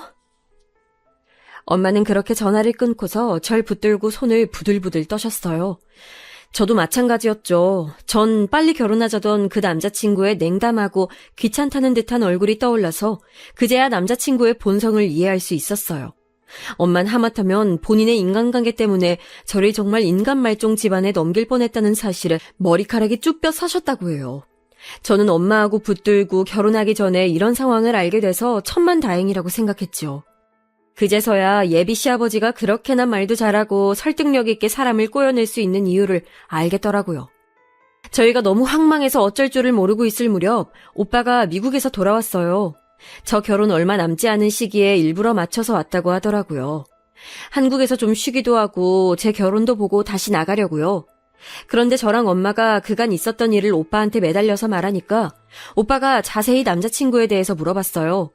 제가 이런저런 일들을 막 두서없이 말하니까 오빠가 그러더라고요. 사이코패스까진 아니어도 공감 능력이 많이 부족한 사람인데? 너 그 사람하고 절대 결혼은 안 된다. 결혼 안 되지, 못하지. 솔직히 너 약간 미련 있지? 다 그만둬. 가만 들어보니까 네 남자친구 그 아버지 성향 그대로 물려받았나 보다. 지금이야 로펌 소속 변호사니까 얌전하지만 나중에 무슨 큰 범죄에 가담할지 모르는 사람이야. 오빠는 정신과 의사라기보다는 제 윗사람다운 태도로 충고했어요. 사실 오빠의 말대로 저는 정말 마지막 미련이 약간 남아있었거든요. 하자가 있는 것은 시아버지와 집안 쪽이니까 남자친구는 그냥 그 집안에서 태어난 죄밖에 없는 거니까 괜찮지 않을까. 대형 로펌 변호사를 내가 또 어떻게 만나나. 그리고 남자친구가 처음에 보여줬던 그 다정함과 배려가 사실 그 사람의 진짜 일면일 수도 있지 않나. 그런 생각들로 머리가 복잡했어요. 하지만 오빠의 그 말을 듣고서 그제야 이 결혼 진짜 하면 안 되겠구나라는 생각이 들더라고요. 사실 시아버지의 그 범죄자 성향이 유전을 통해 물려지지 않았으리라는 보장이 없잖아요. 게다가 그동안 남자친구가 보여줬던 모습들도 충분히 불안했고요. 제 인생을 그렇게 불확실한 것에 걸 수는 없었어요. 전 큰맘 먹고서 남자친구한테 직접 파혼을 말해보려고 했어요. 하지만 엄마가 극구 반대를 하시고 아빠를 찔러서 아빠한테 직접 저쪽 시아버지한테 말하라고 했죠. 어리고 여자인 제가 말하면 남자친구가 무슨 반응을 할지 모른다면서요. 아빠는 저를 데리고 나가서 시아버지에게 남자친구와 함께 잠시 나와주실 수 있냐고 전화로 청했어요. 아빠는 원래 말이 없고 과묵한 편이셨지만 할 말은 확실하게 하시는 편이었죠. 하지만 남자친구는 워낙 바빠서 시아버지와 함께 나오진 못했어요. 죄송합니다만 저희 결혼은 없던 일로 해야겠습니다. 예? 그래도 가장들끼리 말씀드리는 게 나을 것 같아서 제가 직접 말씀드리는 겁니다. 딸아이가 같이 나와서 죄송하다고 인사하고 싶다 하여 같이 나온 것이고요. 아니, 순간 시아버지가 깜짝 놀라더라고요. 그리고 그 다음 순간 낭패와 더불어 그럴 줄 알았다는 듯한 표정이 스쳐 지나갔어요. 전 제가 예민한가 싶었지만 시아버지를 의심할 수밖에 없는 상황이었죠. 왜인지 여쭤봐도 괜찮겠습니까? 집안 문제입니다. 저희 아빠는 간단하게만 대답하셨어요. 그 말은 해석의 여지가 참 많았죠. 언뜻 저희 집안 문제 때문이라는 말로도 들렸고 당신네 집안 문제라는 말로도 들렸어요. 시아버지는 그게 무슨 뜻인지 한참 생각했지만 찔리는 게 있는지 더 이상 묻진 않았어요. 대신 시아버지는 피식 웃더라고요. 예상외로 포기가 빠른 건가 싶었지만 시아버지는 도리어 비웃는 태도였어요. 아이, 또 파혼이네. 시아버지는 커피를 대충 마시고서 잔을 소리나게 내려놨어요. 이거 벌써 3번째 파혼인 거 아쇼? 이번엔 좀 성공하다 했더니만. 죄송하게 됐습니다. 별로 안 죄송하신 것 같은데. 그러네요. 안 죄송합니다. 저희 아빠도 말수가 없다 뿐이지 그리 녹록한 분은 아니시거든요. 시아버지는 어처구니가 없다는 듯이 웃다가 그냥 나가버렸어요. 저를 희생양으로 삼으려고 했는데 그게 실패해버렸으니 더 미련도 없다는 듯한 투였지요. 그리고 다음 날 밤 늦게 갑자기 남자친구한테서 전화가 왔어요. 집 앞으로 나오라는 말을 하고서는 일방적으로 끊어버리더라고요. 전 겁이 났지만 그래도 제가 직접 해결해야 하는 일이니까 용기를 내서 내려갔어요.